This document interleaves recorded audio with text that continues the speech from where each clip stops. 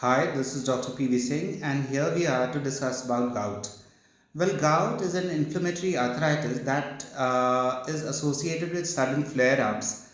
अचानक होता है, अचानक दर्द के साथ जोड़ों में दर्द होता है और ये हम एसोसिएट करते हैं कि अचानक हम देखते हैं कि यूरिक एसिड लेवल्स बढ़ जाते हैं। तो भाई ये क्यों बढ़ते हैं? यूरिक एसिड नॉर्मल मेटाबोलाइट होता है, हमारे बॉडी में पाया जाता है। ये ब्लड लेवल्स यूरिक एसिड के प्यूरिन मेटाबॉलिज्म के एंड प्रोडक्ट होता है यूरिक एसिड। तो यूरिक एसिड एक्चुअली बढ़ता क्यों है?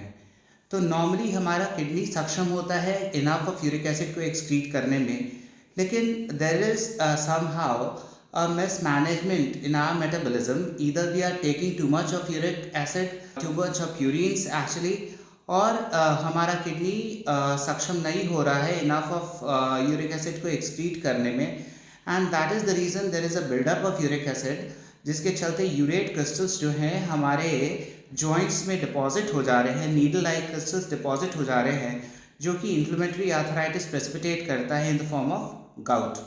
So this is all about gout. So what happens actually? What is purine?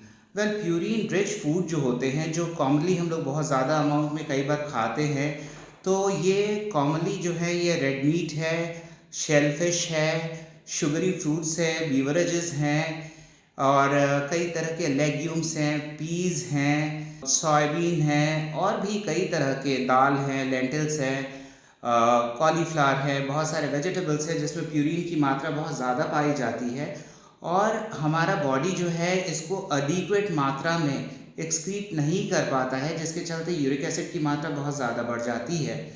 और अंततः क्या होता है कि हमारा किडनी जो है इसको एक्सक्रीट करने में सक्षम नहीं होता है, लेकिन मात्र खाने के चलते नहीं होता, और भी कई कारण होते हैं जिसके चलते यूरिक एसिड लेवल्स बढ़ते हैं। और इसका कारण ये भी होता है कि ये ज़्यादातर मेल पॉपुलेशन में पाया जाता है, जिनका लाइफस्टाइल सेडेंट्री होता है, बैठे बैठे रहते हैं, उतना चलते फिरते नहीं हैं, अल्कोहलिक होते हैं, और पानी बहुत कम पीते हैं, दे आर वेरी डिहाइड्रेटेड। जैसे जिस मात्रा में उन्हें पानी पीना चाहिए वो पानी नहीं पीते, तो इन लोगों में हम लोग देखते हैं कि यूरिक एसिड की मात्रा बहुत ज़्यादा जल्दी बढ़ जाती है, और गाउट के फीचर्स उनमें ज़्यादा पाए जाते हैं। तो एक तरफ तो हमारे पास मेडिसिन्स हैं so as to address the symptoms of gout, and obviously the palliative medicines that we have at first hand are the NSAIDs, जो पेन किलर्स जो वी हैव एट हैंड। तो NSAIDs तो non steroidal anti inflammatory drugs के अपने limitations हैं because of their GI side effects and the nephrotoxicity, लेकिन साथ में हमारे पास always there are corticosteroids to address acute flare ups.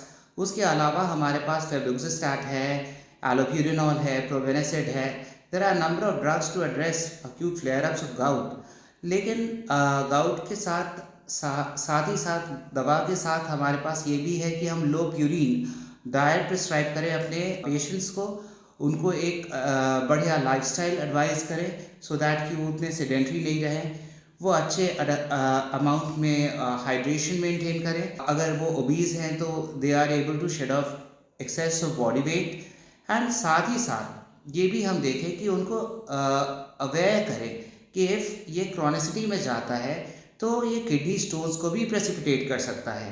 Uric acid levels if they are over a period of time, अगर ये प्रोलॉन्ग पीरियड ऑफ टाइम में अगर बढ़ा रहा तो it will also precipitate kidney stones as well as tophi. Tophi are basically monosodium urate crystals, जो कि हमारे टेंडन्स में, जॉइंट्स में, under the skin, they are deposits, and they are very irritating and chronic deposits that get deposited under the skin in cases of ignored cases of gout if they are not treated properly. So this is to create an awareness about gout, and अगर आपको दर्द है, if you are suffering from arthritis, get yourself tested for uric acid, and if the level is high, so just be on the high alert that this can be a flare-up of gout, and this is very much treatable if detected early. Thank you.